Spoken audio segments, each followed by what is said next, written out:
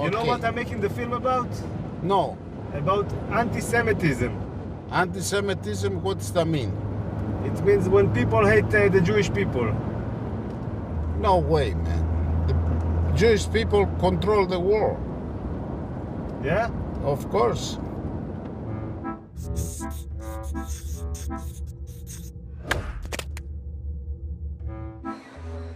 Being an Israeli Jew, I have never experienced anti-Semitism myself, but it's a phrase that always seems to be in the air.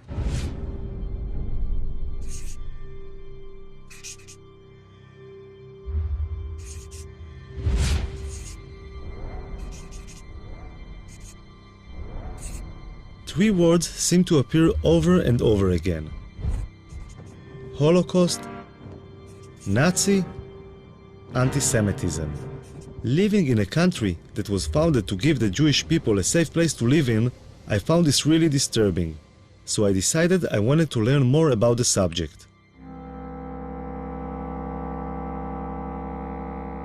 Ladies and gentlemen, this is Abe Foxman, the head and face of the Anti-Defamation League. I have been lucky to have survived by miracle the Shoah. Very nice speech, very good. The ADL is the biggest organization in the world fighting anti-Semitism, with a budget of over $70 million a year. Abe Foxman has become the symbol of the fight against anti-Semitism in the world today. I thought he might be able to open some doors for me. So I asked him to help me out with my film. Abe Foxman was very welcoming. I think he liked the idea of an Israeli filmmaker taking an interest in anti-Semitism, and he agreed to give me unprecedented access to his organization, which has its headquarters in Manhattan. He's doing a film, which I still don't understand what it is, but we said yes, yes, and yes. You're on the record, Good. okay? He's not going to hurt us. Great. On the other hand, he's a good journalist, okay? I'll take he care of wants it. to get, good stuff. Foxman introduced me to some of the senior staff at the headquarters. You can talk to him, too. Would you say the ADL is like the biggest Jewish organization dealing with anti-Semitism? Oh, yes, yes. In the world. Yeah, there's no question about that. Yeah, certainly in the United States, but I would say in the world. We have all of our 27 offices all over the country with their ears to the railroad tracks. It starts with an insult, a denigrating statement, and at the very top, what you have is genocide. And in between is every bad thing that can happen to somebody. This is my grandmother. She's over 90 years old, and she lives in Jerusalem. I decided to tell her about the film I am making. אני ישראלי, כן? אני אף פעם לא הרגשתי מה זה אנטישמיות. אז אני שואל מה זה בעצם, אני בא ומנסה להבין מה זה. נו, אז עכשיו אתה יודע מה זה? אני לומד. אתה לומד. זו הסבתא שלך יפהפייה, זו אני. Her family emigrated from Russia in the 19th century because of the strong Zionist ideology. The first Zionists came to Israel, or Palestine as it was then, because they thought it was the only solution to anti-Semitism. אנחנו ציונים נלהבים. אנחנו לא נחליף את המדינה ולא נחליף את העם בשום פנים ואופן. לכן כשמדברים על דברים כאלה, זה פוגע. זה מרגיז. איזה דברים? על יהודים, על אנטישמים, על הדברים כאלה. אבל הם אומרים שיש שם הרבה אנטישמים. איפה שמה? אז למה הם לא באים אם יש אנטישמים? אם יש אנטישמים, למה הם לא באים? עד שירגו אותם. מה? אז למה באמת הם לא באים? למה הם לא באים? הם אוהבים כסף, יהודי אוהב כסף. יהודי זה רמאי. יהודי זה רמאי. והוא עושה שם כסף, למה לא לבוא פה ולעבוד, אם הוא יכול לעשות שם כסף בלי לעבוד? למה לא? שם הם לא עובדים? הם לא עובדים, זה שאני אומרת. שם יש להם כסף בלי לעבוד, פה אם יעבדו, יצטרכו לעבוד. איך יש להם כסף בלי לעבוד? איך יש להם כסף בלי לעבוד? איך עשו כסף? ריבית, מלווה בריבית, ובתי מרזח פה, ויין פה, וזה שם. זה הם יודעים, יהודי יודע את הפוילשטיק האלה. יהודי יודע את הפוילשטיק האלה. אני אומרת לך, אני היהודייה האמיתית. לא כסף מסנוור אותי, שום דבר לא. אבל את מדברת כמו האנטישמים שאומרים על היהודים שהם לא עובדים והם עושים... לא, אני לא מדברת. אני אומרת, הם רוצים להיות שם, שיהיה סבלם, עד שאולי יבוא מישהו, היטלר אחר ויהרוג אותם, יברחו. מה?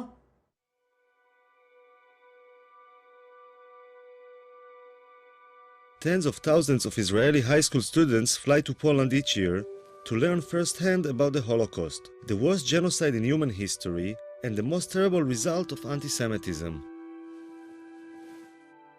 When I was in high school in the late 80s, there were less than 500 kids going on this trip in the whole country.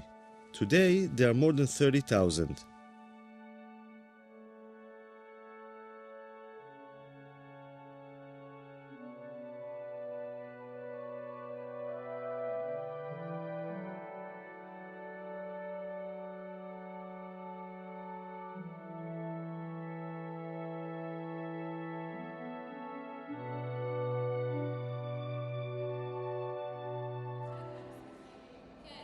I decided to join them on their journey and their initial preparation, which takes place in Yad Vashem.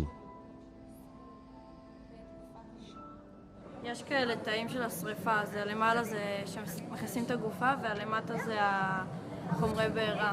יצא להם גז במקלחת, יצא גז ציקלון B. פה אנחנו רואים כבר את הגופות. אותה שהם יצאו, הוציאו להם את השיני זהב מהשיניים. ורוב מי שעשה את זה היו יהודים ששמו אותם בתוך המשרפות, את הגופות. כל אחד יגיד מה החיבור האישי שלו למסע, למה הוא רוצה לנסוע לפולין. אני דור שלישי לניצולי שואה, ומהרגע הראשון שסבתא שלי סיפרה לי על סיפורים על השואה, ראיתי את המבט שלה, מבט שלא נסלח ולא נשכח. וראיתי מה היא מרגישה, אבל לא הרגשתי את זה גם. זה בעיקרון מה שאני רוצה להרגיש במסע, את התחושת של לא לסלוח ולא לשכוח. The kids are going through a longer preparation for the trip to Poland. The school counselor is in charge of their mental preparation. ותנסו באמת להבין את הקשר בין אז להיום. זאת אומרת, האנטישמיות זה דבר שלא נגמר. בעקבות השואה קמה מדינת ישראל, אבל האנטישמיות זה משהו שיש עד היום, וכל הזמן תקראו עיתונים, יש מקרים אנטישמיים לכל רחבי אירופה ובארצות נוספות. כך שאתם כיהודים, כדור העתיד, ככאלה שעובדים להתגייס לצבא, צריכים לפגוש גם את הצד הזה שלנו. מלבד זה יוצא איתכם גם מאבטחים, יוצאים איתכם מאבטחים. המאבטחים לא יאפשרו לכם ליצור שום קשר עם האוכלוסייה המקומית. תפגשו שם אנשים שלא אוהבים אותנו. תראו, לא אוהבים אותנו, תחשבו שאתם, סלי. גם היום, אני אומרת לכם שוב, גם היום לא אוהבים אותנו שם. זה כאילו האיכות שלנו, שאתה יודע שאף אחד לא סובל אותך, אבל אתה גאה בזה. כאילו מגדלים אותנו מגיל קטן על זה שאנחנו נדע שיש לנו שונאים. לא יודעת, על כל מיני דברים כאלה.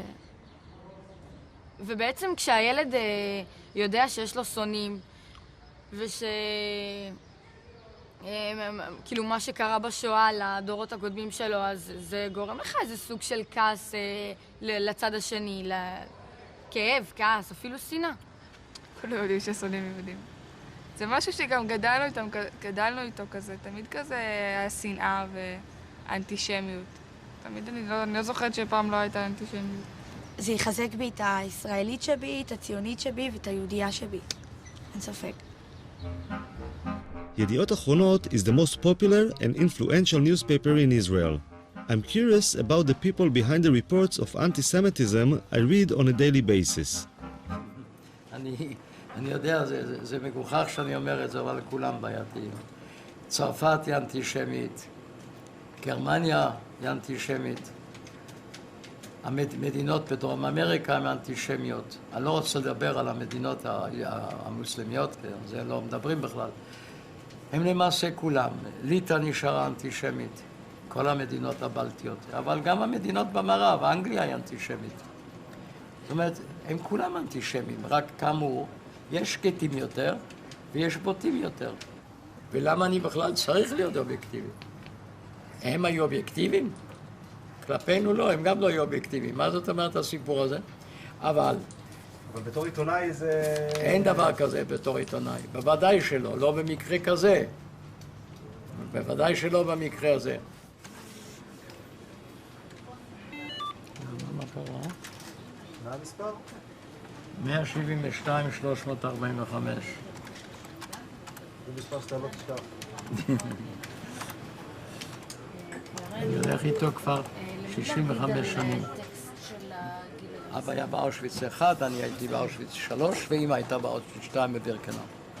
Noach is over 80 years old and is making sure that the future generation of reporters will be just as committed as he is. ירידה זה פחות כותרת מעלייה? פחות. אז עלייה זה טוב. עלייה זה לא טוב, עלייה זה רע. עלייה זה טוב לעיתון. בדיוק.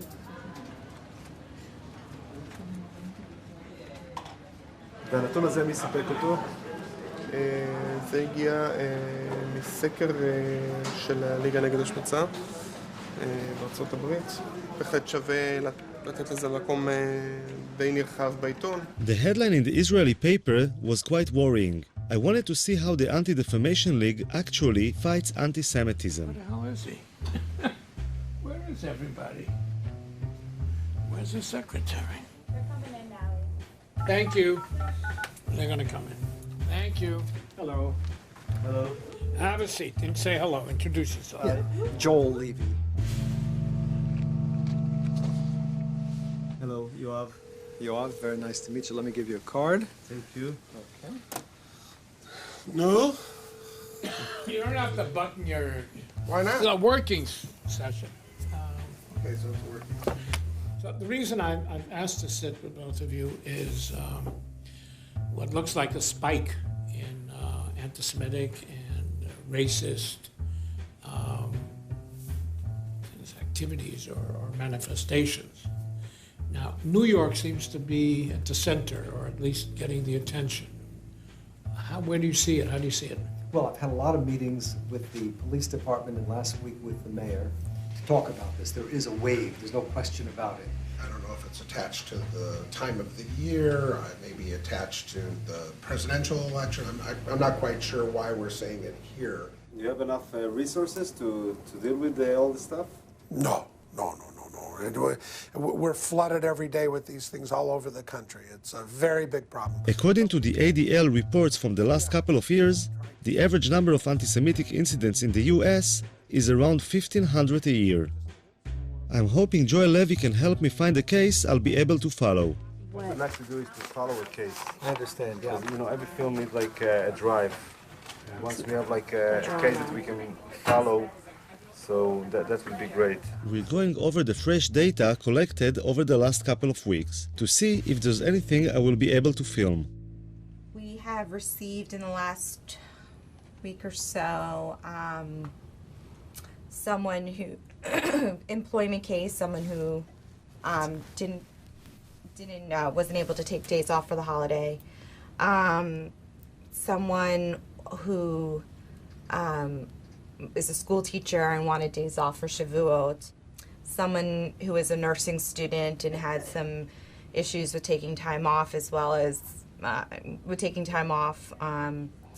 We also got a phone call from someone who was complaining about a website that had anti-Semitic remarks on it. Mm-hmm.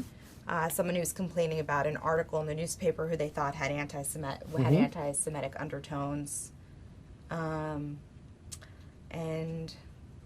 I mean, that seems to be the roundup. And that's what we've had in the last 2 weeks. 2 weeks. Those are the kinds of incidents that we've had recently. 5 in 2 weeks. So there's no way to predict. There wasn't anything suitable from the last 2 weeks. So Joel Levy tries to help me to find a case. What they're looking for is an incident that they might be able, and they will do all the contact work, but an incident they might be able to follow, to actually see something that has happened, to go to the site, to talk to people there, to show what has happened, the impact on them, how we interact with all of that, and so on. Assemblyman Hickind has a lot of Jewish voters in Brooklyn, and he suggested a case for me. You know, I had a very interesting case just last week. A woman went to a funeral not too far from here, thousands of people. And she heard a police officer on the phone say something to someone else, something very derogatory about the Jew something to somebody. This woman was at the funeral, she heard this.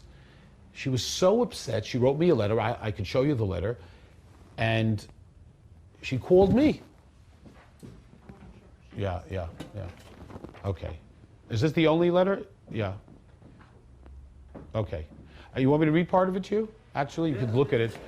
I overheard a very disturbing conversation that a policeman had on his cell phone. I heard him say very loudly, I wasn't even standing close to him, quote, "I'm just finishing this Jewish shit." Sorry for using this kind of language, but this is the exact quote. I was so offended by the vulgar language, which is never appropriate, etc. And she goes on. I made it that the police officer called the woman. He apologized on the telephone. Hicken thought it was a good case, but the police wouldn't let the officer go on camera, and the Jewish woman seemed to be satisfied that the policeman had apologized. I realized that it might take some time to find a suitable case to film, and the kids had just finished their preparations, so I had to join them and fly to Poland.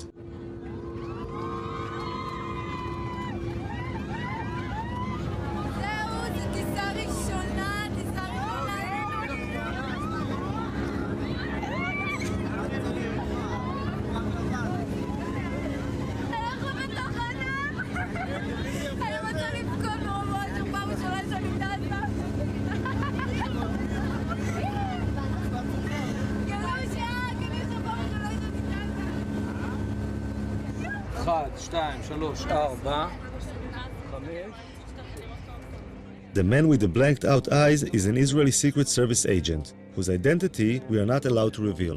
במידה ועכשיו קורה איזה מצב ששומעים איזשהו פיצוץ, לא משנה כרגע מה שאני מבקש זה דבר ראשון, כולם לשבת או לשכב אפילו במעברים כמה שיותר מהר, בסדר? Traveling around Poland today, it's hard to imagine what it must have looked like over 60 years ago.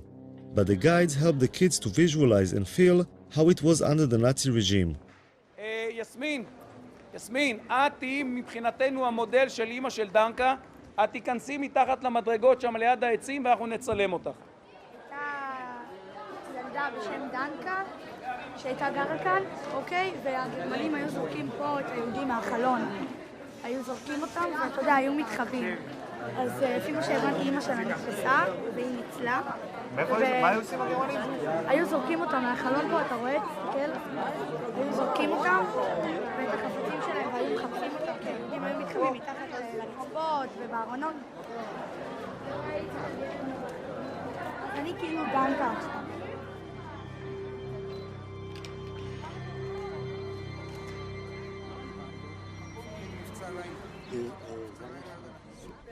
בגטו לובלין. גטו יהודי בעיר לובלין. Izrael? No to mów po Izraelu, a nie tam gadasz po chińsku.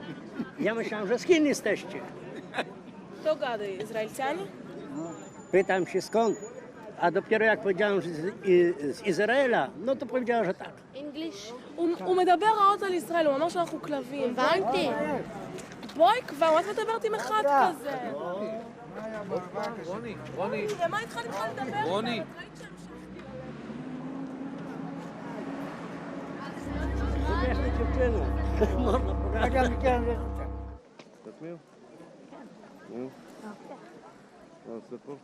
שומר עלינו מהאנטישמיות, כאילו שומר, שלא יבואו מתנגשים או כאילו יעשו לנו משהו בלי ש...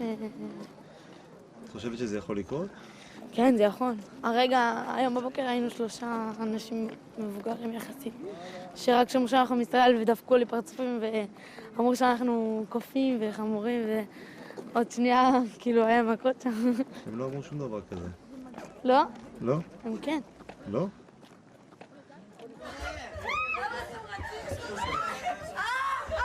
Go to your rooms right now. Right now, go to your rooms. Right now. גם אותו יורים. What happened here? משהו מעניין? Excuse me. We are not vlog. We have some other guests here. I know that the kids, but you have to understand us. We have some other guests here. They're coming down and then they are staying there. We won't pay for it. Although the days in the Poland trip are long and exhausting, the kids still have a lot of energy when they get back to the hotel. Quiet, okay? But close the window and stay in your room, okay? מה? למה אתם לא יוצאים? לא קשור לעייפות, מה? הייתי יוצאת.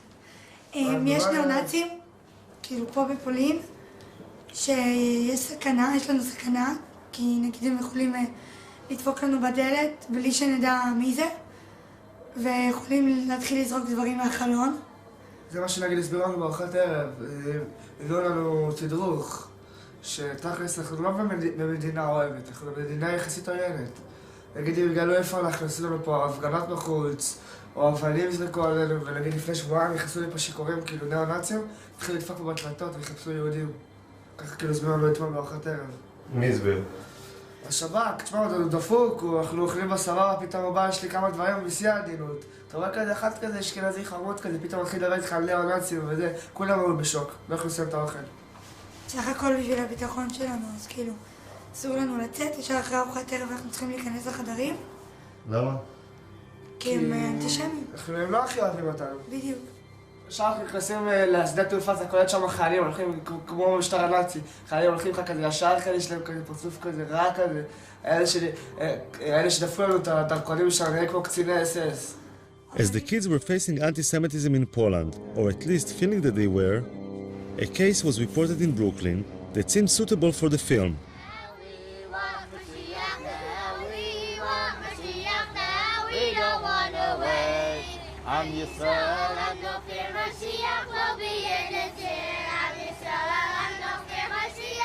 According to the report, a Lubavitcher yeshiva school bus, full of young children, had been pelted with stones as it was making its rounds dropping off children.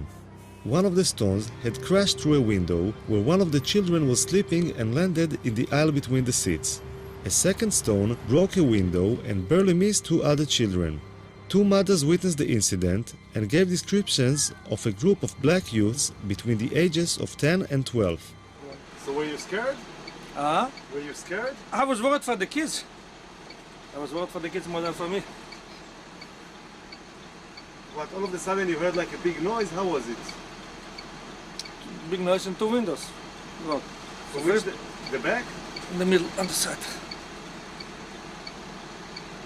And the kids started to shout or what? No, they were quiet? They were sleeping. The 3-year-old, they're sleeping on the bus. Was going back from school. Crazy, huh?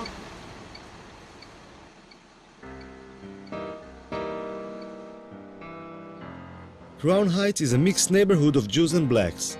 In 1991, there was a lot of tension between the two communities, leading to the Crown Heights riots, which went on for 3 days and resulted in many casualties.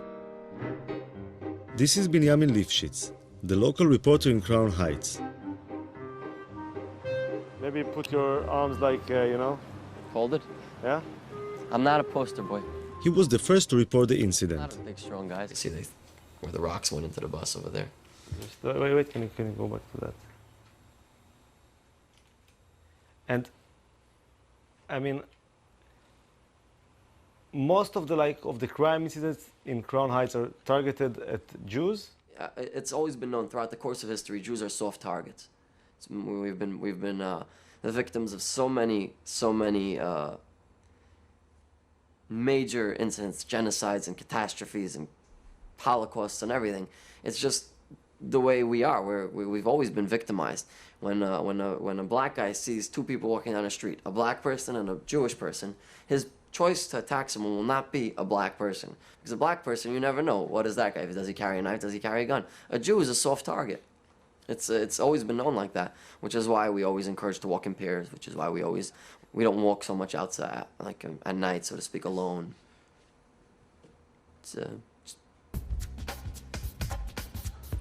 I thought I should speak with some of the blacks in the neighborhood to see what they feel about anti-Semitism. I mean, like, there we interviewed this guy and he told us if there's gonna be like a Jewish guy and a black guy walking in the street, and you know somebody wants to rob, they would go for the Jewish guy because like he's an easier target. Actually, no, he's wrong. They would actually go for the black guy because you go for a Jewish guy, you get more time. You get more like time. the lawyers, the judges will actually give us more time if we rob someone of another race. They're going to classify it as a hate crime. That's why most blacks rob each other because you get less time. So it's like a practical thing, right? Yeah, it's a lot of wisdom behind it. And honestly speaking, like, if you wanted to rob a Jewish person, like, why would you rob a Jewish person? Like, you don't never see them with nothing that would make you want to rob them. Like, yeah, especially them up there. They basic, simple. They don't have nothing. And most people like, how could you target out a Jew person like when all of them dress the same? Like, everybody dressed the same. They all look the same. So, and I lived around here 35 years. I have never seen a Jewish person get robbed in this neighborhood. Never. But there are kind of incidents between blacks and Jews, right? There are some issues. Well, it ain't really issues. It's like favoritism. They get treated better. Yeah, like the police will treat them better. Yes, they do. If I'm arguing with a Jew, the cops gonna come to me. They're not gonna bother them. They're gonna think I'm the aggressor. They're not gonna think they're the aggressor because they already have like a perception that Jews are more holier than black people. Let me tell you something, another thing, you know, they're supposed to be the chosen ones, but they be in a welfare office and a Section 8 office. They the first one to get any kind of bargain deal on anything. They're the first ones to get any kind of discount, or they know the system very well, okay? A lot of times they have all this money coming in the household, but somehow they always figure out a way to manage getting Section 8 or public assistance. Whatever services is available, trust me, the Jewish people are the first ones to find out about it. They're the first ones to utilize it. Actually, they're part of the mind control system that they use through television and the media. The higher ups. That right there is in a book called The Elders of the Protocols of Zion. That was in like 1898. They was talking about how the Jews will use TV and media and propaganda to control the world and take over the world. So little things like that just, oh man. Who wrote that book? It was a Russian who wrote that book too. Whoever's watching this, Elders of the Protocol of Zion, read it. It gives you an idea, the blueprint to take over the world. It is. It's implementing it right now. It's actually, when you read it, they say it's false. But when you read it, you see everything coming to light. The Protocols of the Elders of Zion describes how a group of old Jews sit around the table plotting conspiracies to take over the world. But that's considered to be like a really anti-Semitic book, you know. It is anti-Semitic to a certain. It's really not anti-Semitic. It's not anti-Semitic. It's like people keep saying things and they really don't know what they're talking about. If somebody's telling the truth, if somebody's telling the truth about something, why does it have to be anti-Semitic? Because it's not in the Jewish people's favor. It's not anti-Semitic. It's just somebody being honest. Facts is what it is. Bottom line. No, but just to put things straight, like this book, the books of the elderly of Zion, the Protocols that was of the actually, they said it was written by a Jew, actually. So it's really not anti-Semitic. But this book was like kind of a fraud, you know? Yeah, they say it's a fraud. There wasn't such a thing, you know, it's like a bunch of people sitting together running the world, you know? This is kind of bullshit, but you know? But you said that's bullshit? That is not true. No, this is like a false book. That's not bullshit. As far as like a bunch of people sitting together running the world. The United Nations is a bunch of people sitting together running the world. So how could you say that's bullshit? No, it's different, you know, because... All right, so... Exactly, there's no difference. You said some like pretty harsh stuff about like, you know, Jewish people and stuff like that. See, no. Hold on, you gotta listen. Let me finish. I mean, like, so maybe when they like see you guys on the streets and they feel like afraid or they feel tension, there is something, you know, like... That goes to what I was telling you before. They don't know us. They never took time to get to know us. She was telling you that they separate themselves from us. They don't want to know us. So when you don't want to get to know someone, you never... Speaking, you can't. You're trying to manipulate the conversation. No, I'm just asking. No, because we told you we have no problem with them. Hold on. First of all, why wouldn't we be afraid of them also? There's a misunderstanding and there's a lack of communication. How do we know that we're safe amongst them? I mean, Talking with them made me realize that living in a mixed community can create a lot of tension that can be easily inflamed. I went to talk about the situation with Rabbi Hecht, one of the leaders of the Jewish community and Commissioner for Human Rights. Even the attack on the school bus. Not every time when somebody calls somebody with a name that you're a Jewish so-and-so or you're a black so-and-so, does that mean that I am a racist in heart or an anti-Semite in heart, or that I'm doing it only because of anti-Semitism? If 5 crimes happen, 5 blacks against 5 Jews, it has to be anti-Semitism. Why? Listen, even if the reason why I hit that Jewish kid is because I knew that he's not going to fight back, or the white woman in this neighborhood was a Jewish woman, I stole her pocketbook because I know it's going to be easy prey. That's not called anti-Semitism. Now, again, you want to put it into some category and lock the guy up for a longer period of time because he saw a weak woman that he grabbed it. But again, I think we have gone a little too far. Many of the anti-Semitic incidents reported by the ADL happened to Orthodox Jews, since they are the easiest to spot. So I was pretty surprised by Rabbi Hecht's response. Let me tell you guys, I am suspicious when a guy makes a living from a particular situation. So if there's a particular film crew that make a living from blood, that's right, I'm suspicious every time they show blood. If a guy is created only because of anti-Semitism, I'm nervous about his reports. Are they accurate? He has to create a problem because he needs a job. So you say, like, I mean, the ADL is not like a credible organization, or? I really can't pass judgment on other organizations, so we'll leave it that way. I'll be politically correct. But listen, clearly the ADL has been responsible in certain areas to flare up things as much as they've helped. Of course, having said that, now I'm on the ADL's blacklist now, so Mr. Foxman is not going to come to my home for dinner, but what should I tell you? An important part of the ADL's work are the international missions, and Foxman decided to allow me to join him. Every year, a few ADL board members and contributors get to join Foxman as he travels to various countries, meeting heads of state, politicians, and other influential people who can help in the fight against anti-Semitism.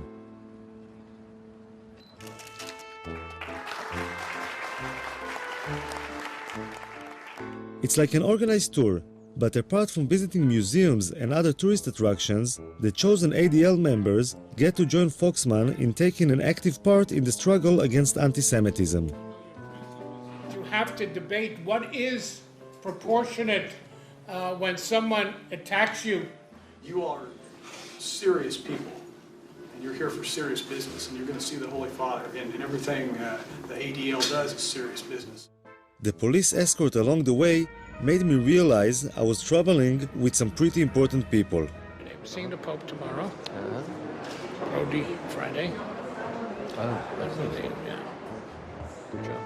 I can tell you that this is wow. Beautiful. How gorgeous.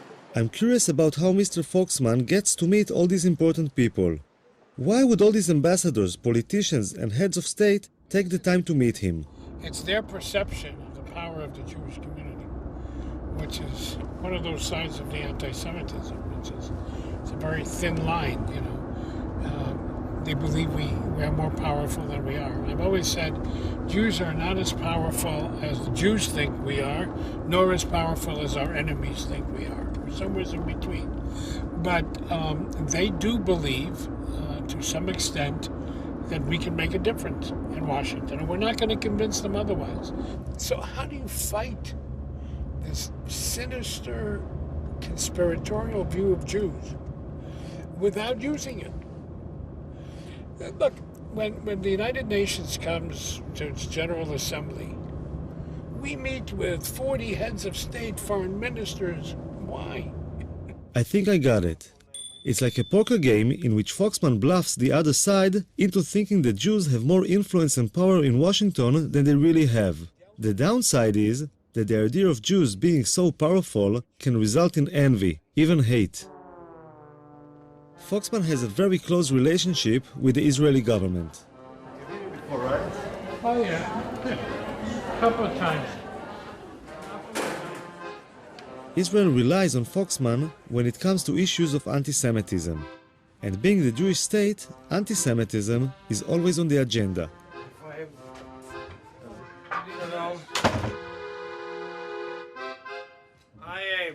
I wanted to ask you since we met last about the issue of Venezuela, because I heard voices kind of saying it's not so bad, and Latin America is not so bad, but I'm not convinced. And the question You have is good reason not to be convinced. You have good reason. It is getting worse. Right.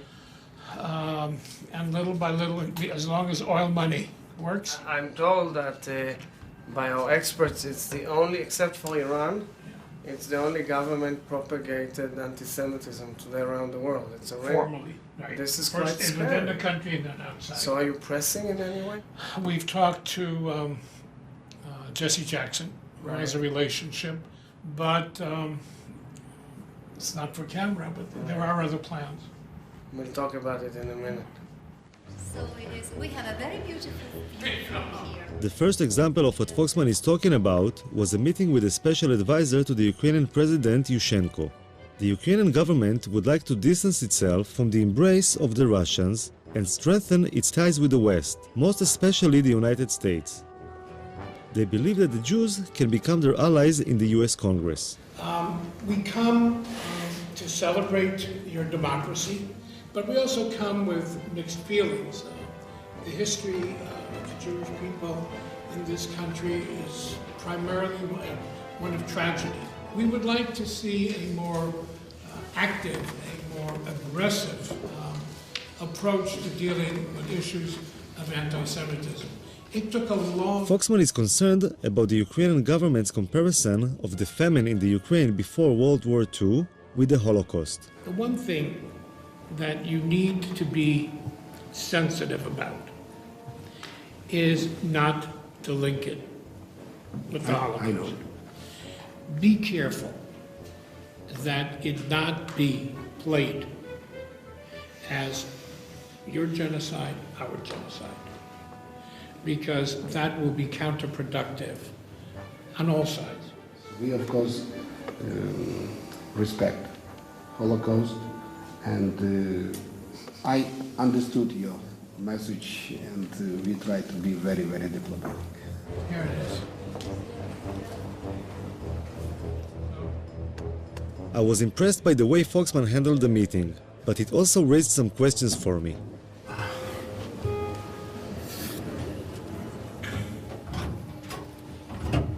He was kind of pushing him a little bit, huh? He was kind of what? Pushing him.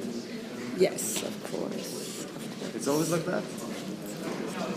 Yeah? Of course. I wasn't sure how bringing up things that had happened over 60 years ago had any relevance to fighting anti-Semitism today. In order to combat it effectively, I think that you have to take responsibility for anything that happened in the past and then reach the present and then go forward. With your husband, when you quarrel, sometimes you need to give some slack to get what you want. No? You always I bring up everything from the past, 50 years, what his mother did. Absolutely not. No, that's not the American Jewish way. I don't know about the Israeli Jewish way. Give them the guilt trip. Absolutely. We need to play on that guilt.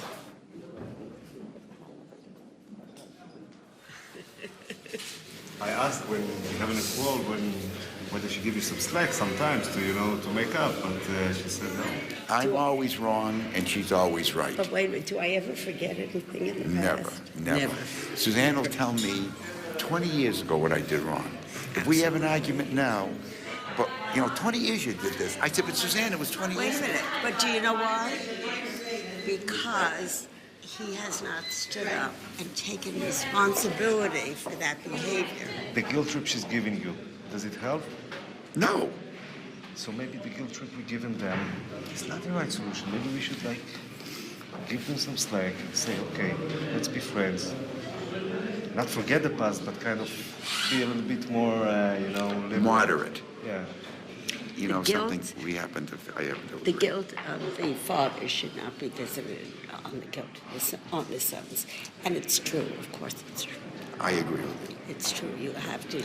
You cannot let it go down, but you can't keep playing on it as heavily as some people do. It's got to being moderate. But the ADL is like one of the people who plays quite heavily. No, we're moderate. No, ADL plays heavily. There is not a speech. I'm feeling. There is not a speech. You're going to show me. No, be careful. I'm not talking to him. I'm not talking to him. What is he? What are you, the Assad or something? We democracy. We free democracy. We're allowed to say what we're doing. Shut it up.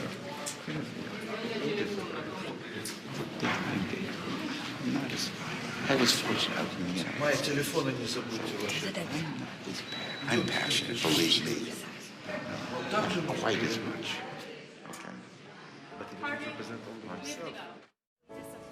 I could understand Abe's sensitivity to the Holocaust being a survivor, and was moved by the support he received from the ADL mission members.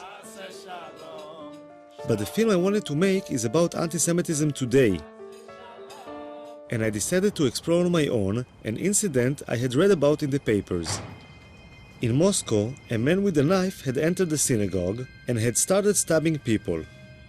The incident was recorded on the security cameras.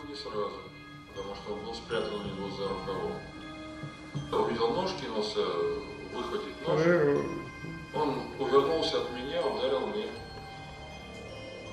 в шею. Раздались истерические неестественные крики, как будто убивает человека. Мы все бросили молитву и выбежали в Европу.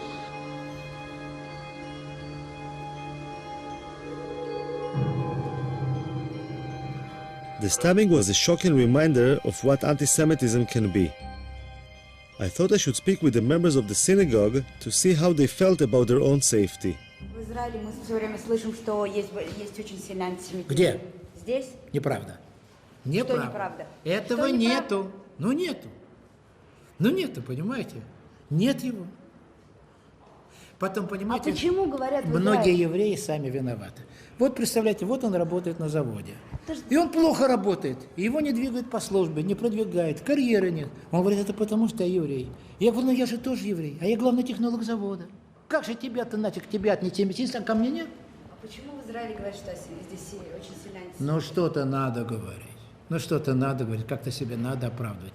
И все свои неудачи в жизни человек это объясняет. Вот я был еврей, вот меня притесняли, вот мне не давали дорогу. Ну хорошо, ты приехал в Израиль. Там тебя никто не притесняет. Что ж ты здесь не продвинулся? I didn't understand. How come these religious Jews, who go to the synagogue every day and are such easy targets for anti-Semites, don't seem so concerned about their personal safety? I decided to ask the local rabbi in Kiev about it.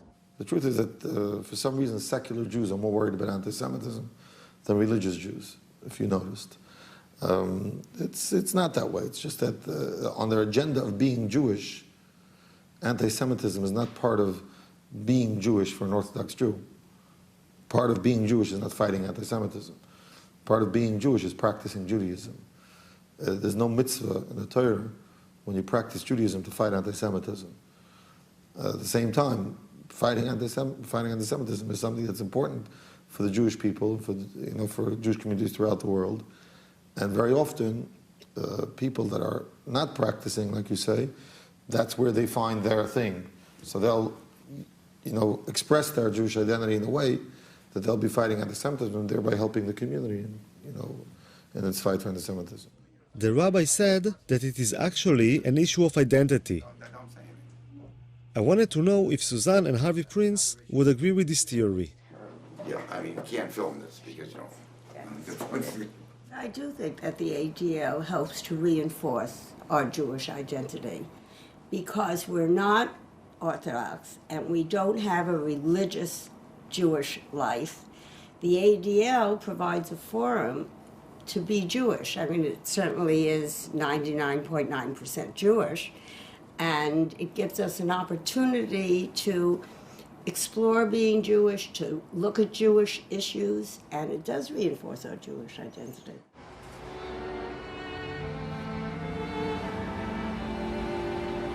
Babi Yar, in the suburbs of Kiev, is a mass grave in which 33,771 Jews were shot after digging their own grave over the course of just 2 days in September 1941.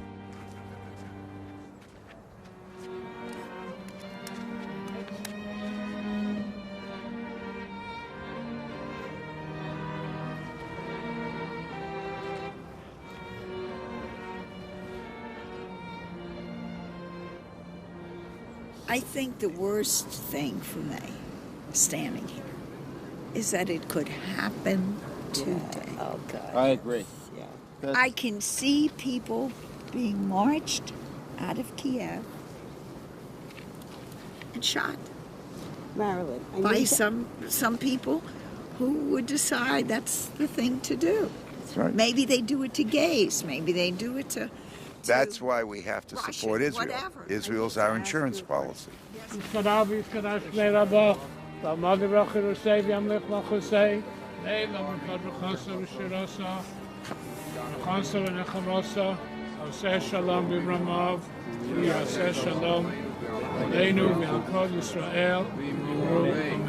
If it was a question of the continuing existence of Israel, would you move to Israel? Yes, to help? in a minute. Good for you, I tend to say. In a minute. Because as far as I'm concerned, without Israel, there isn't a safe Jew in the world. That's the way I feel. I agree. I agree. So you have two people who immediately move to Israel if you have a problem. Right. If Israel needs, you have two people I right there. joined the army. They wouldn't take an old lady, but I would be there.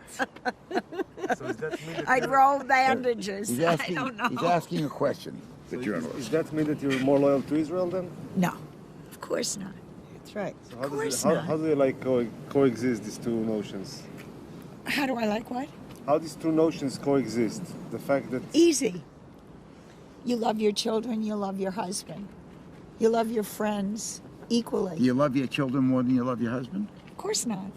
Sometimes. But you might die for your children before you would die for your husband. It's like the question then. You if might. you were in a life Israel is the road- husband or the kids? I'm sorry? Israel is the husband or the kids? The kids. The kids. The kids. Yeah, the kids. The Israel's love not the a love for child Israel anymore. is love for a child. There's a love for a child that different than a love for a husband.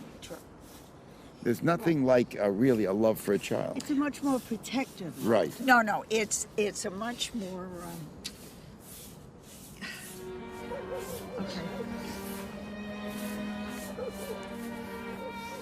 According to the ADL mission members, Israel is a child which needs their support, but is also their insurance policy in case something terrible should ever happen again. But at this particular moment, this insurance policy was busy being a teenager making its way to Maidane concentration camp near Lublin.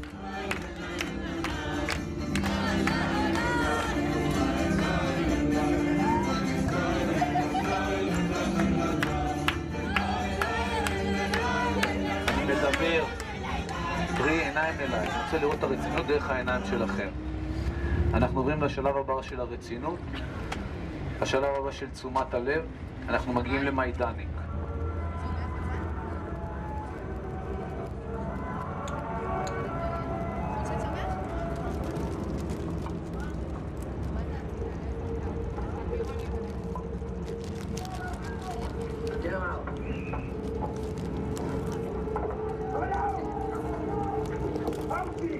המסע האמיתי מתחיל עכשיו, מה?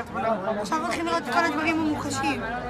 עד עכשיו רק ראינו כאילו, אתה יודע, בית כנסת ודברים כאלה. עכשיו הולכים לראות ממש איך השמידו אותם, את המשרפות, הכל. יהיה קשה. והייתה שם מפקדת של הפלד, שקראו לה בריג'יטה צמאת אדם. בריג'יטה צמאת אדם הייתה הולכת, רוכבת על גבי סוס, באזור המקסים הזה של לובלין, עם שוד ברזל שמחובר אליו כל מיני ברזלים כאילו כמו שאתם רואים לפעמים בסרטים של המלחמות, ופשוט עוברת על גבי אסירים ומכה אותם. סתם ככה? סתם ככה. אוקיי? בריג'יטה צמאת אדם שהייתה מפקדת זה.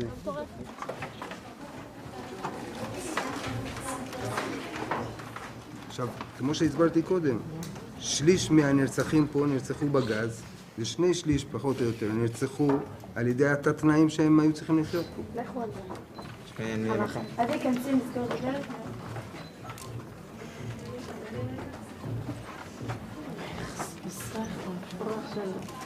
תמיד.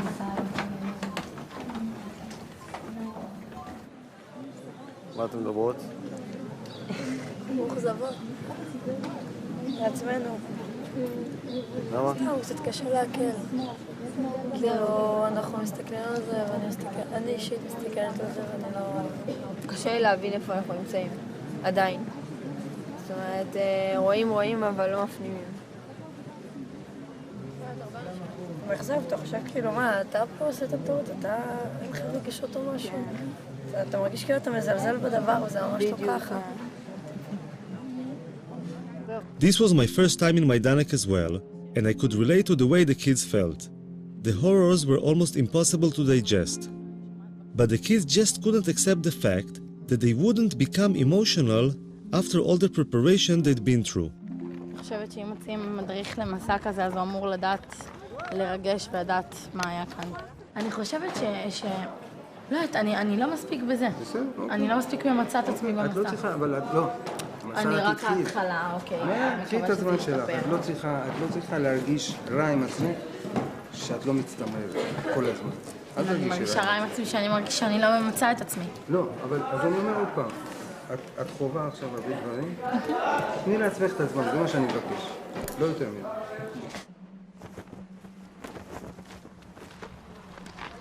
ובאמת, אני נותן לך טיפ שתמשיך לעקוב אחרי הגברת בהמשך.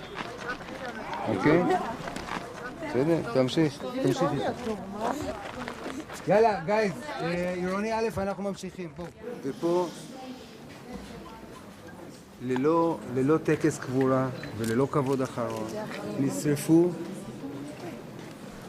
נשרפו מושמדי פה בתנורים האלה, האפר שלהם שימש לדישון אחר כך לגרמנים. הם ניצלו את היהודי מהעבודה שהוא נכנס במחנה העבודה.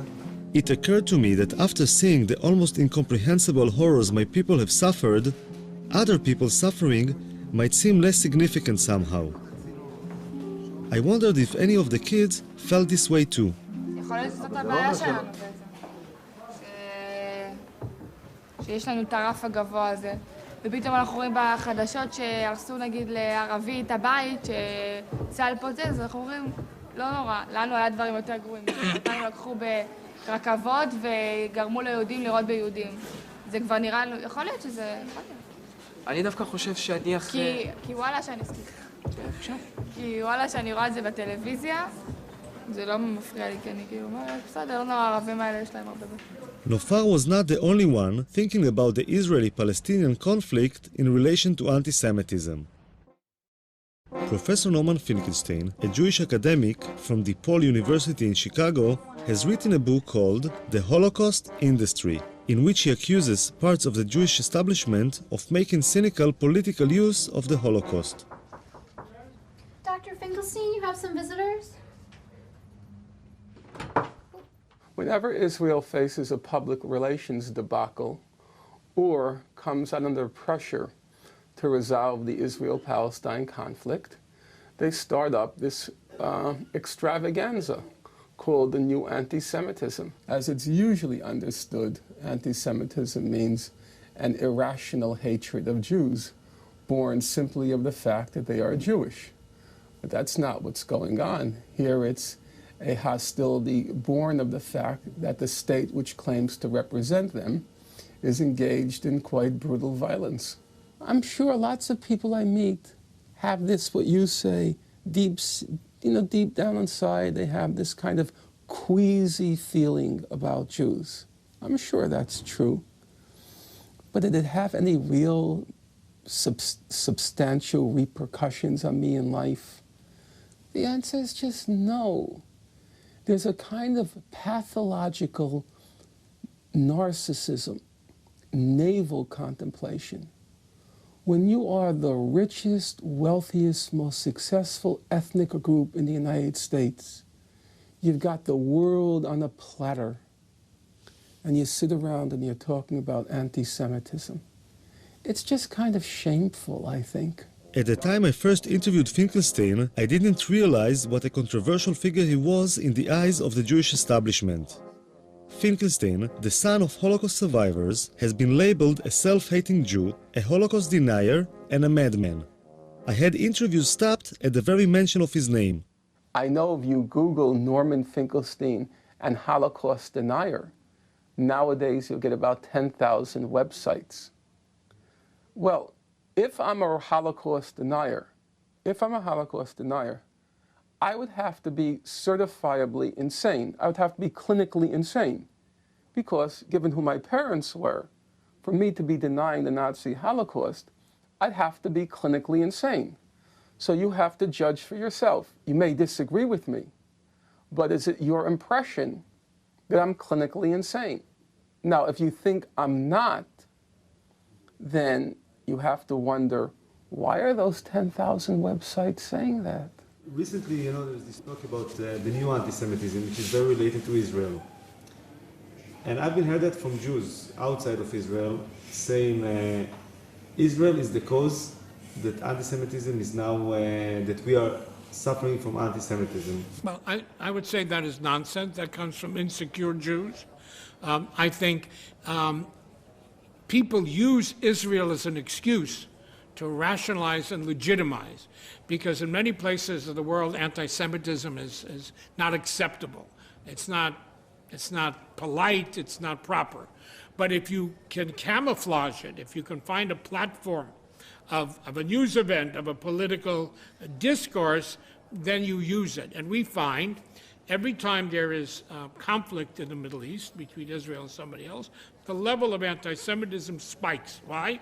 Because the anti-Semites come out of their woodwork, and now they can express themselves in their anti-Semitism in what they consider a legitimate, licensed way. Strangely enough, Foxman and Finkelstein agreed on one thing, which is that most anti-Semitic incidents nowadays fall under the category of new anti-Semitism.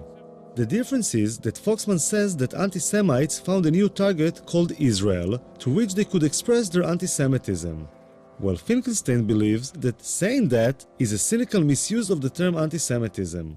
But attacks on the ADL seem to be coming from all directions. So today in America, there are two professors who are saying that Jews are more loyal to Israel than to America. Mearsheimer and Wald. See, this is what Mearsheimer and Wald. Mearsheimer and Wald. Steve Wald and John Mearsheimer are two academics from the universities of Harvard and Chicago who wrote a book called The Israeli Lobby. They claim that there is a lobby in the US whose role is to support Israeli policy even if this policy goes against the interests of the US. The role of the ADL in this lobby is to silence those who criticize Israeli policy, saying they are actually anti-Semites in disguise. Walt and Mearsheimer were invited to Israel by Gush Shalom, a left-wing Israeli organization whose head is Uri Avneri, a former parliament member and a peace activist. I was very happy that they accepted our invitation and agreed to come here. Actually, we were a little bit afraid in the beginning that there may be some difficulty to get them into Israel, especially after what happened to Professor Norman Finkelstein, who has been arrested and kept in prison, actually, and then deported. Steve and I have traveled all over the United States, and we've traveled all over Europe talking about the lobby. I have honestly been struck by how little evidence we've come across of anti-Semitism. This is not to say that we don't run into lots of people who are critical of Israeli policy and shake their head at what the Israelis are doing. אבל לנו כישראלים זה לא טוב שיש לנו בעצם את הלובי הזה מאחורינו שם? כתושבי ישראל שגרים פה בעצם. קודם כל, שאלה מאחורי מה? ומי זה אנחנו במקרה זה? הלובי הזה תומך בימין הישראלי, הוא מאולמרט ימינה, חביבם הוא ביבי נתניהו, וימינה מביבי, מעבר לביבי נתניהו, הימין הכי קיצוני. כאשר הייתה הממשלה שמאלית כאילו, היחסים היו רעים מאוד. ההתלהבות צנחה. כוונות מאחורי הארגון הזה הן כוונות טובות, לא הבנתי שהאנטישמיות זו מטרה טובה. אני כבר לא יודע, לא בטוח. אני כבר לא יודע, אני לא יודע מי משרת פה את מי. אנחנו אותם או הם אותנו. אם הם אנחנו מכתיבים להם מדיניות, או שהם, כמו שאמרת קודם, או שהם מכתיבים לנו מדיניות. אף אחד מהם לא לוחם באנטישמיות. הם לוחמים נגד ביקורת על ישראל. זה שני דברים לחלוטין שונים. כמעט שאין אנטישמיות באמריקה, זה אגדה. אין, ממש אין. לו הייתה, גם השדולה הייתה מתנהגת אחרת. אין. התופעה הזו שנקראת אנטישמיות היא קיימת רק בתקשורת הישראלית, ועל ידי כל מיני פונקציונרים יהודים בעולם שהם מתפרנסים מזה, שהם לוחמים באנטישמיות. איפה יש אנטישמיות? אין כלום. מעולם ישראל מצבה של היהודים באמריקה, מצבם לא היה כמו היום. מה, אנטישמיות זה המצאה ישראלית? המצאה יהודית? אנטישמיות? אנטישמיות היום? מידה רבה, כן. כל אחד פוחד מאנטישמיות בגלל הזיכרונות ההיסטוריים, והיהודים מפוחדים תמיד. באמריקה היהודים, כמה שהם חזקים וכמה שהם מושלים באמריקה למעשה, הם פוחדים מהצל של עצמם. כל רגע, אחרי כל עץ, מסתתר אנטישמיות. בולשיט, אין דבר כזה. אנטי-ערבים, אנטי-מוסלמים, אנטי-שחורים, אנטי... מה שאתה רוצה. אנטישמים? פשוט אתה צריך זכוכית מגדלת שנמצא אותם, ויש כאלה שהולכים עם זכוכית מגדלת, כמו שרלוק הולמס, ומוצאים אנטישמים. Abe Foxman's spokesman, Ari O'Sullivan, was the last person I expected to see at the event. What was he doing here? Look, Abe, they mentioned the ADL a couple of times in their talks, and like I told you, they were false, these things. And I went up to Walt, but he was surrounded with people. I said, listen, I'm from ADL, Ari O'Sullivan, and those two things you said about the ADL are incorrect. I got a lot of interest from the foreign press. I don't know about the Israeli media, though. Was there Israeli media here? אני מהליגה נגד השמצה. זה שהזכירו כל הזמן, ADL. לא, אתה מהליגה. אני הדובר של הליגה. מי אתה? דובר בארץ? כן, אתה מגוש. אני מגוש שלו? למה הבאתם אותו? את מי? את שניהם. זאת אומרת, למה הבאנו אותו? אנחנו חושבים שמה שהאנשים האלה עושים זה פשוט פעולה הכי מבורכת שיכולה להיות. לא לגבי השמצה או לא השמצה. לגבי אי פעם להגיע למצב נורמלי ומאוזן באזור הזה. יש לכם כסף להביא אנשים כאלה פה? כי אמרו לי שגוש שלום זה ארגון קטן, שולי כזה. גוש שלום זה ארגון קטן. אבל את הקצת כסף שיש לו, הוא מנצל לדברים החשובים ביותר. והדברים החשובים ביותר זה להגיע סוף סוף אי פעם לאיזשהו פיוס בין הפלסטינים לבין היהודים במזרח התיכון. והדרך היחידה לעשות את זה, זה לגרום שהמדיניות של מי שתומך בישראל, לא משנה מה היא עושה, שהמדיניות הזאת תתחיל להיות קצת יותר נורמלית. זה לא מקרה שהאנשים האלה הוציאו ספר שכל העולם רעש ורגש בגללו. I don't know if the whole world was shaken by Walter Mearsheimer's book, but the Jewish establishment certainly was. Why do two such established, credentials, respected academics engage in such a shoddy piece of work on what subject? At the annual ADL convention, the Israeli lobby book was the center of attention. In the Foreign Office in Israel, there was a 3-day convention dealing mostly with the issues raised in the book The Israeli Lobby. Never before had the question of whether anti-Semitism and anti-Zionism are the same thing seemed so important. Experts and speakers from all over the world said the same thing, that those who attack Israel are doing so simply because they are anti-Semites in disguise. We thought people who would hate us, who would be our enemies, would be thugs and lunatics yelling kike, and instead they're soft-spoken college professors explaining to us how we have the apartheid state. We were unprepared. So let this conference draw a line in the sand. If you're an enemy of the Jewish people, then we will fight you with all our might for ourselves and for our children and for our children's children. Who would we be if we did not? And we will prevail.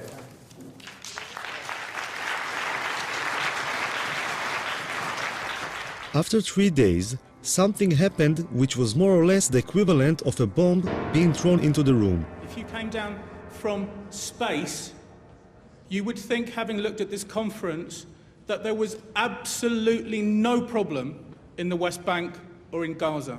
One element of the reason why so many people around the world are angry with Israel is because of the continuing settlement and occupation of Palestinian land, and because Israel, which has state power, has not done enough to end the occupation. One of the reasons. Such an occupation cannot be sustained without racism, without violence, and without humiliation against the people who are occupied. Thank you. I don't get it. I just don't get it unless you were ironic.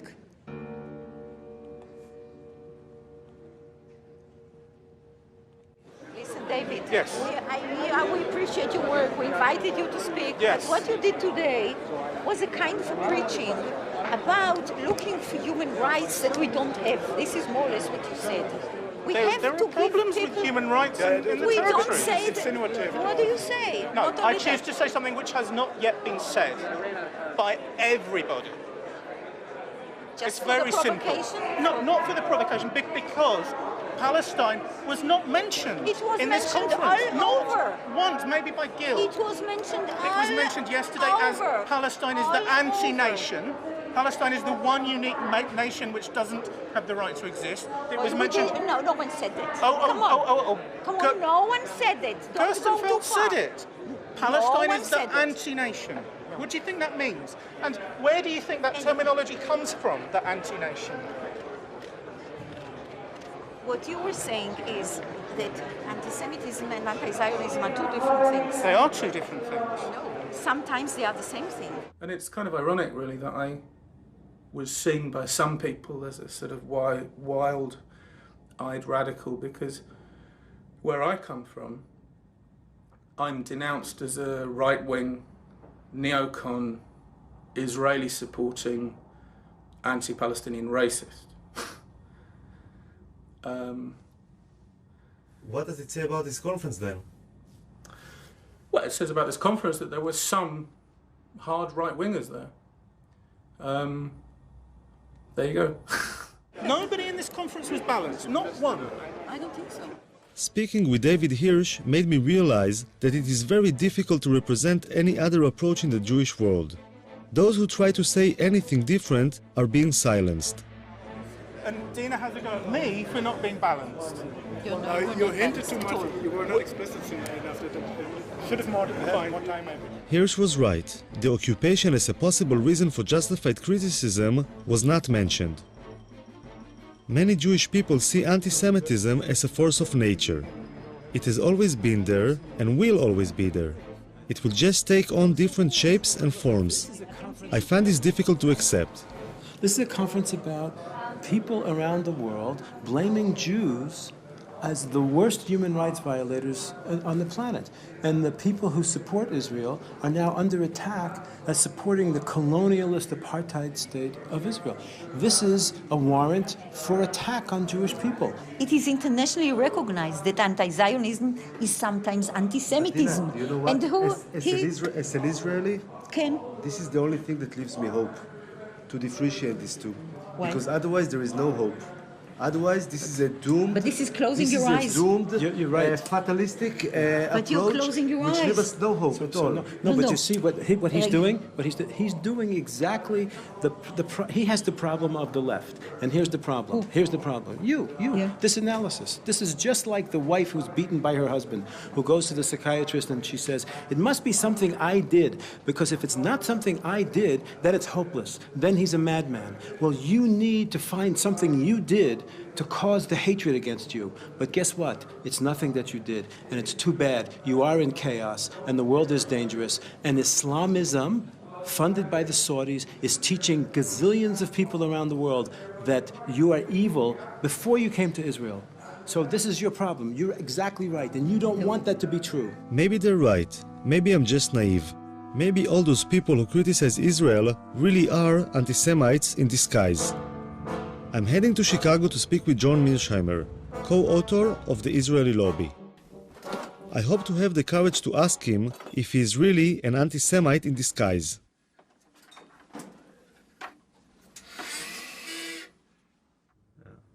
But did you took a few minutes to question yourself when you've been blamed as being anti-Semite? Did you try to think about it between yourself and yourself, you know, like, I don't know if you have this expression, like within yourself, like, did you take some moment to think maybe some of it was like influenced by something which is, you know, could be interpreted as like anti-Semitism? No, because I'm not anti-Semitic, and I never had any doubt that I wasn't anti-Semitic, and I just didn't see any need to do this. My arguments are not in any way, shape, or form hostile to Jews or hostile to the State of Israel. And in fact, Steve Walt and I go to great lengths in the books to make in the book and in the article to make the case that we think the lobby's policies are not in Israel's interest or in America's interest. And we believe that the policies that we're pushing and the arguments that we're making are better for Israel and better for the United States. Now, one can disagree with that, but those arguments that we're making are not anti-Semitic, and we're not anti-Semites. Of course, it's almost impossible to prove that you're not an anti-Semite, which is one reason that this charge is so effective. I mean, how does one say, I'm not anti-Semitic, and convince people who say you are? My best friend is Right, that's what you end up saying, that my best friends are Jews. Some of my best friends are Jews, and of course this is not a very convincing argument. In fact, it's an argument that's almost guaranteed to lose. There's no question that anti-Semitism has been a poisonous and potent phenomenon over time.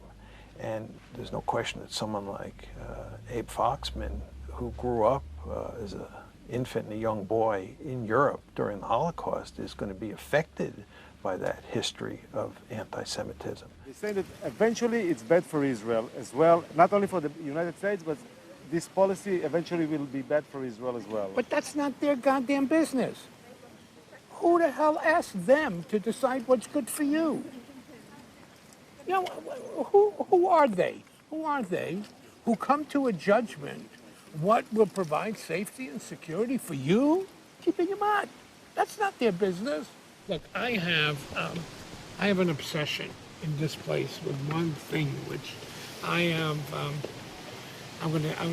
we need to find a way. The latest battle Abe Foxman had taken upon himself against the anti-Semitic Polish dolls made me realize that his devotion to Israel is only part of the overall picture. Traditional Jew, I would say even stereotypic Jew, holding a bag of money and a zloty. It's a good luck charm to buy people if they go into a new house or business, because the Jews are so good with money. It is disgusting. It is disgusting. And now, in the economic crisis, you want to know how serious Jews and money is? Jews are money. Is that what you want? But somebody's good with money. It's not a bad thing, you know, You know what? We're in Auschwitz. Those are the things that paved the stones to lead to Auschwitz. Because if Jews have money and you can get rid of the Jews, you can get their money. What kind of a good thing is that? Foxman is like a very sensitive radar for Jewish issues. The memory of the Holocaust is always in the background, like a warning sign of what can happen if things are not dealt with at the right time. I want to ask you a question. Look over here.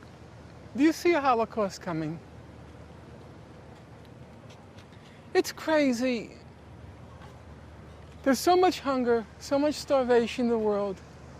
So many people are suffering. And you want me to get excited about some idiot painting a swastika somewhere? Finkelstein lost his job at the university because of what he claims was pressure from the Israeli lobby. Then he was denied entry to Israel because he was, as the authorities described, a security hazard, which being Jewish himself is probably unprecedented. Finkelstein reminds me of the biblical prophets of doom, who were always being pelted with stones for saying things nobody wanted to hear. One of the major kind of claims I hear from people like the ADL or other Jewish people is that, like, how come always people picking up on Israel? How come there are so much injustice in other parts of the world and nobody speaks about? What is the reason for that? I think people listen. I opened the radio. I hear nonstop about Sudan. I hear nonstop about Tibet. I hear nonstop about Darfur. I hear a lot. The only place I hear excuses made for is Israel. That's the place where I hear excuses. And we do have to remember, it is the oldest occupation in the world. I mean, 40 years really is enough.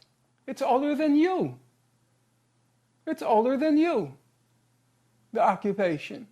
Doesn't that kind of stun you? The irony is that the Nazi Holocaust has now become the main ideological weapon for launching wars of aggression. Every time you want to launch a war of aggression, drag in the Nazi Holocaust. It's the suffering then used as another pretext or excuse to humiliate, degrade, and torture the Palestinians. That's the problem. The suffering comes as a package. It then comes, here is the suffering, now we blow up your house. Here is the suffering, now we take your land. Here is the suffering, now we drop artillery shell or shoot artillery shells at your villages. It's a package deal with Israel and its American supporters. It's not just suffering, it's suffering which is then wrapped in a club. And the club is then used to break the skulls of the Palestinians. That's the problem.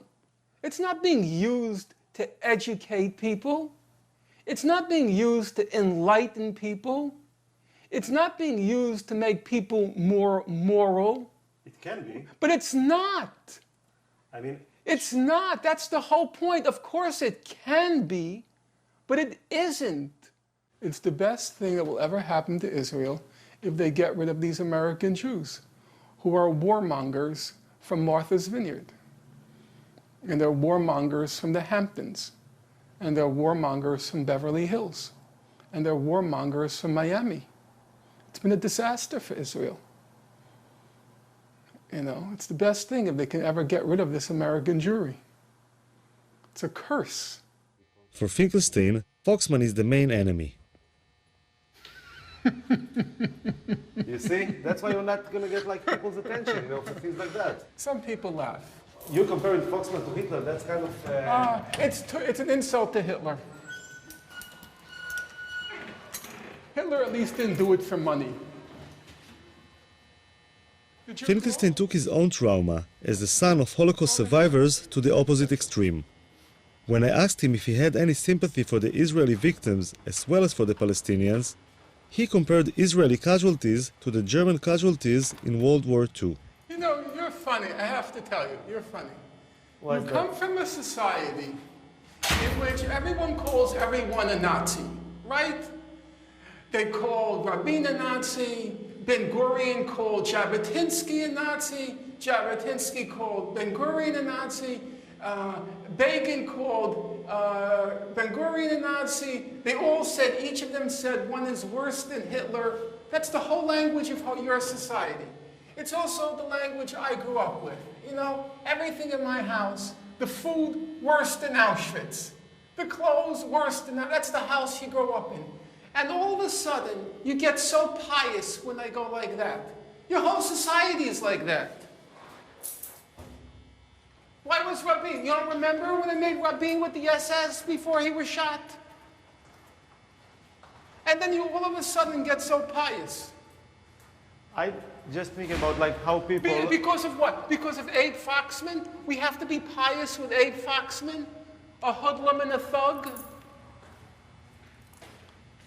I'm just trying to think how other people will perceive it, you know. For myself, you know, you can go and do it all day long, you know. I did it with you. You're an Israeli. Yeah, but it's on film, you know. It's on film, you know. Other people will see it afterwards. Then take it out. That's why you're an editor. No, that's obviously, you know, should stay in the film, you know. That's fine. You think I care?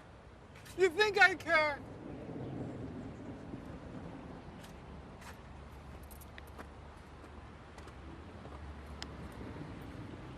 So you like the neighborhood? Very much. Look at the breeze. The last time I was with Foxman was in Auschwitz.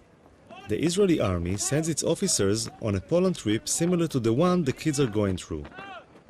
This year, for the first time ever, an ADL mission became an integral part of the Israeli Defense Force mission. Marching next to Foxman is the Deputy Chief of Staff, the second in command of the Israeli army. On Foxman's left is the Israeli ambassador to Poland.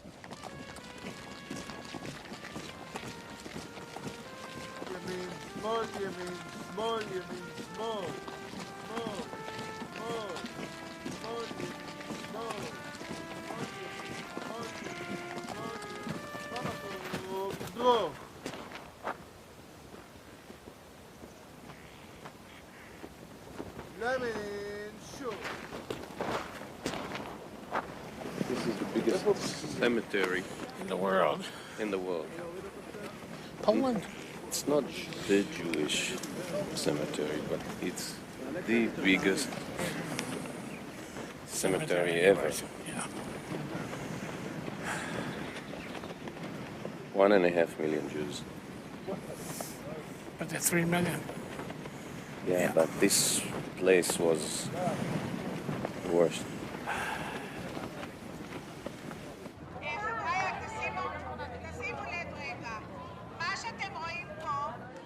אנחנו חיים בתחושה שמוות מלווה אותנו כל הזמן. והאם התחושה הזאת היא טובה או לא, אני לא יודע. כלומר, כל הזמן עוטפת מעלינו, ופה אתה רואה את זה בעוד שהפכו את זה לתעשייה. תעשיית המוות. הגרמנים התחילו עם זה, ואנחנו היום מנציחים את התעשייה הזאת. אתמול אני חשבתי הרבה האם אנחנו, ואמרתי לך את זה בערב אתמול, בשיחה. האם המצעד החיים הזה זה דבר טוב או רע, כל המפעל הזה? אנחנו מנציחים את המוות, ואנחנו בכך לא הופכים לעם נורמלי. זה שאנחנו שמים דגש על המוות ועל מה שקרה, וצריך לזכור, לא שום ספק. אבל אנחנו יותר מדי חיים בתוך זה, וזה גורם לנו לא להיות עם נורמלי, זה גורם לנו להיות עם... זה גורם לנו להיות... שבה נרצחו 20 וכמה חבר'ה פולנים כאן בחצר הזאת, אז אל תשבו על האנדרטה בבקשה.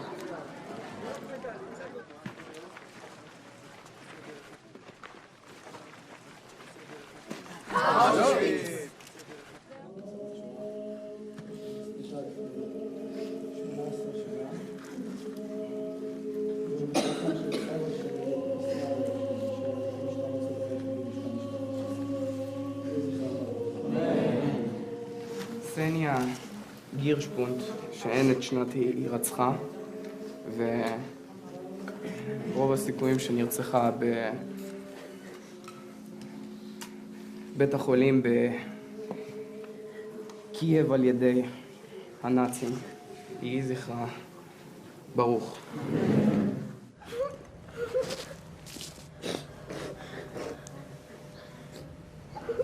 היו הרבה מזוודות, שעל כל מזוודה היה רשום שם. הם היו בגדים של תינוקות, כפפות, חולצות, מכנסיים. היה הרבה זוגות נעליים של ילדים ושל מבוגרים. היה הרבה סטילים, גל חץ לנעליים, מברשות שיניים, כל רכוש קיומי כאילו בסיסי.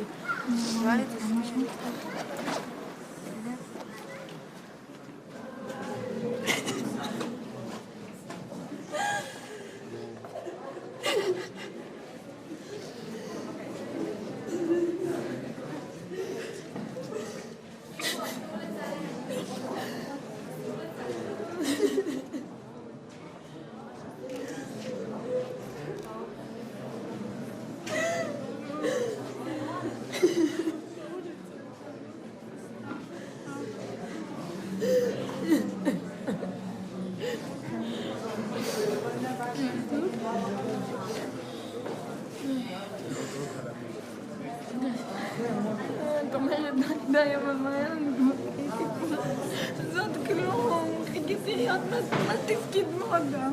עוד מעט, תראי, עוד מעט מה תראי.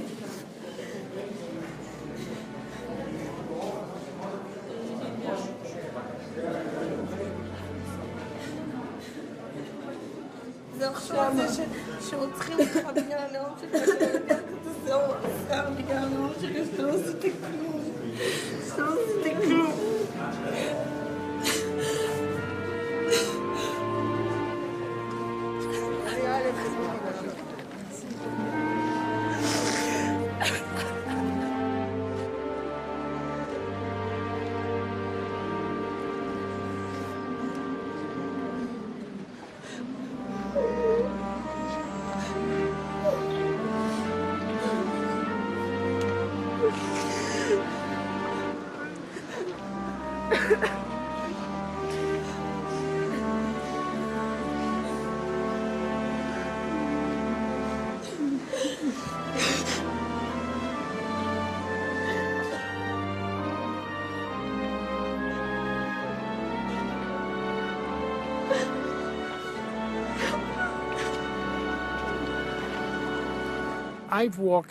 I've walked this road before, full of despair, full of anguish.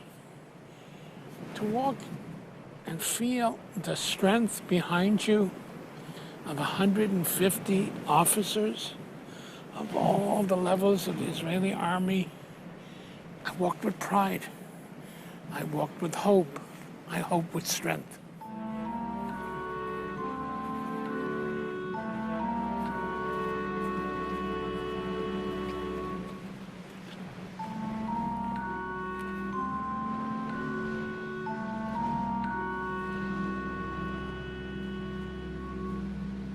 כאילו כשאתה רואה את זה, אתה אומר לעצמך, וואי, בא לי לרצוח את כל מי שעולה לזה. אבל בעצם לא. כי אם אני אהיה יותר גזענית, אז יהיה מישהו יותר גזעני ממני, וזה לא ייגמר. אבל את מי בא לך לרצוח? את מי בא לי לרצוח? את כל אלה. מי זה אלה? הנאצים. הצוררים האלה. טוב, הם כבר, את יודעת, מתו. כן, אבל תאמין לי שיש להם דורות. אמנם לא כמוהם, אבל יש. My filming was coming to an end. As I looked at the sleeping kids, I thought that putting so much emphasis on the past, as horrific as it has been, is holding us back.